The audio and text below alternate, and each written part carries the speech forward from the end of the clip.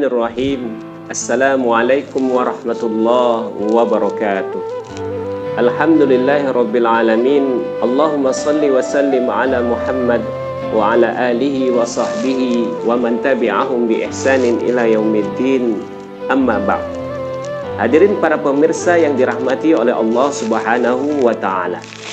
Dalam sebuah kisah yang diriwayatkan oleh Anas bin Malik, ketika itu Rasulullah Shallallahu Alaihi Wasallam bersabda dalam sebuah majlis, "Yatla alaikumul an rajulun min ahlil jannah." Sebentar lagi akan datang kepada kita seorang lelaki calon penghuni surga. Maka ketika itu masuklah seorang lelaki dari kalangan kaum Ansar sambil dalam keadaan dirinya habis mengambil air wudhu dan sambil menenteng sendalnya di tangan kirinya. Maka di hari berikutnya Rasulullah Shallallahu Alaihi Wasallam pun bersabda kepada para sahabat, sebentar lagi akan datang kepada kita seorang lelaki calon penghuni surga. Maka ketika itu yang datang adalah seorang lelaki Ansar yang sama pada hari yang pertama, dan ia tidak tahu bahwasanya dirinya sedang diperbincangkan oleh Rasulullah dan para sahabat yang lainnya. Di hari ketiga pun Rasulullah Shallallahu Alaihi Wasallam mengatakan hal yang sama kepada para sahabat yang hadir ketika itu. Maka ketika Rasulullah Shallallahu Alaihi Wasallam mengatakan hal yang demikian kepada para sahabat, maka salah seorang sahabat Rasulullah Shallallahu Alaihi Wasallam bernama Abdullah bin Amr bin As, ia pun merasa ghibtah, ia merasa cemburu karena hal apa yang dilakukan oleh seorang sahabat ini, sehingga ia dijamin oleh Rasulullah Shallallahu Alaihi Wasallam sebagai salah satu calon penghuni surga. Padahal lelaki Ansar ini dikenal sebagai sahabat yang biasa-biasa saja, yang tidak begitu terkenal di kalangan para sahabat yang lainnya. Maka ketika itu Abdullah bin Amr bin As mendatangi rumah sahabat ini.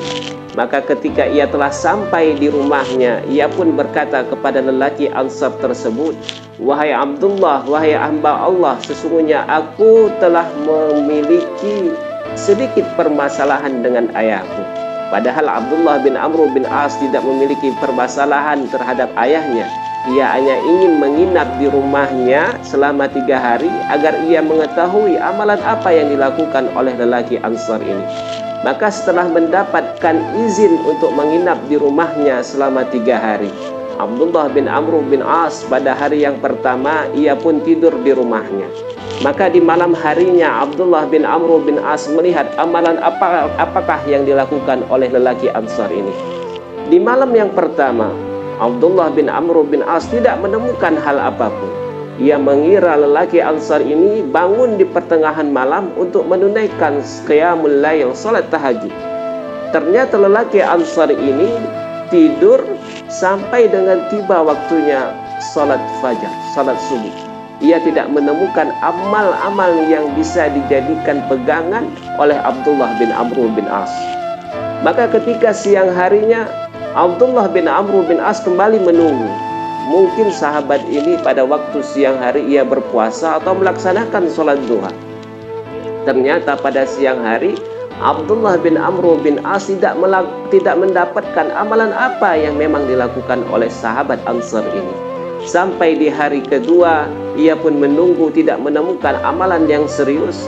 Sampai di hari ketiga Abdullah bin Amr bin As tidak menemukan amal apa yang bisa ia dapatkan selama beliau tinggal di rumahnya.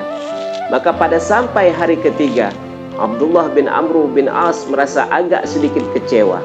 Kemudian ia mendatangi sahabat Ansar ini. Kemudian ia pun berkata kepada sahabat Ansar ini, "Wahai Abdullah, wahai hamba Allah, sesungguhnya aku menginap di rumahmu selama 3 hari ini ingin mengetahui amalan apa yang engkau lakukan sehingga Rasulullah Shallallahu Alaihi Wasallam memberitakan kepada kami bahwasanya engkau merupakan salah satu calon penghuni surga.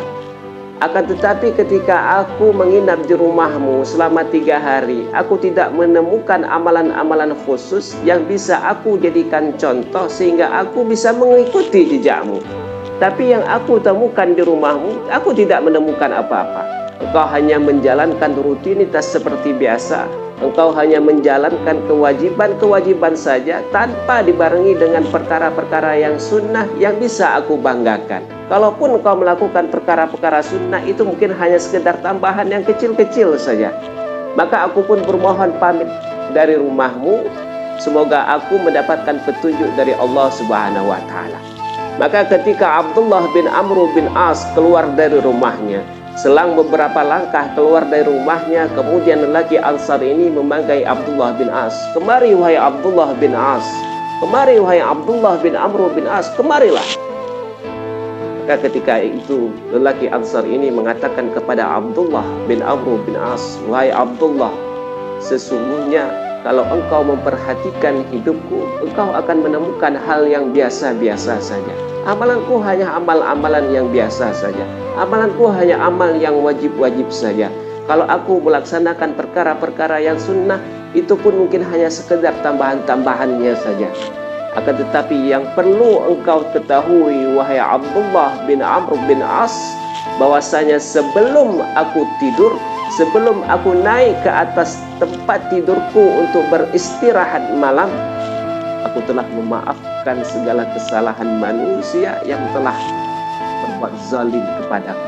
Dan aku tidak pernah menaruh dendam kepada mereka, dan aku tidak pernah menaruh rasa iri, hasad, dengki kepada siapapun. Maka Abdullah bin Amr bin As mengatakan kepada sahabat Ansar itu, itulah yang menyebabkan Rasulullah Shallallahu Alaihi Wasallam mengatakan kepada kami bahwasanya engkau merupakan salah satu calon penghuni surga. Hadirin para pemirsa yang dirahmati oleh Allah Subhanahu Wa Taala, melalui kisah ini Rasulullah Shallallahu Alaihi Wasallam memberikan pesan kepada kita bahwa siapapun kita yang masih hidup di dunia ini memiliki potensi yang sama untuk meraih surganya Allah Subhanahu wa Ta'ala. Tentunya ada orang yang meraih surga Allah Subhanahu wa Ta'ala lewat jalur salat malamnya. Ada orang yang mendapatkan surga Allah Subhanahu wa Ta'ala melalui puasanya. Ada orang yang mendapatkan surga Allah Subhanahu wa Ta'ala melalui sedekahnya.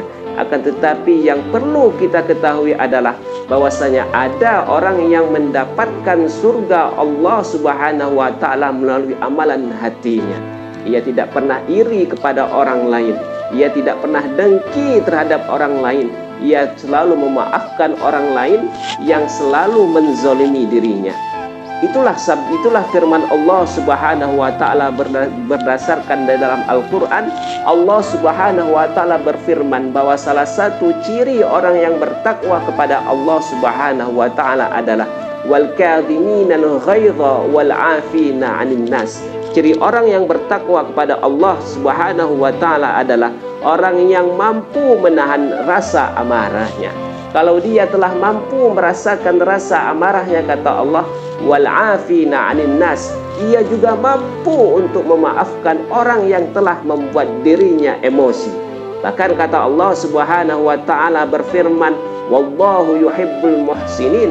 Kalau dia mampu menahan rasa amarahnya, kalau dia mampu memaafkan atas orang yang telah membuat dirinya marah, maka dia juga harus mampu, kata Allah, untuk berbuat baik kepada orang yang telah membuat dirinya marah. Karena itu pemirsa yang dirahmati oleh Allah Subhanahu wa Ta'ala, dalam momentum bulan puasa ini Allah Subhanahu wa Ta'ala ingin menjadikan kita pribadi yang sabar. Allah Subhanahu wa Ta'ala ingin menjadikan pribadi kita pribadi yang pemaaf, untuk kita mendapatkan predikat takwa di hadapan Allah Subhanahu wa Ta'ala. Hadanallahu wa iyyakum ajma'in. Wassalamualaikum warahmatullahi wabarakatuh.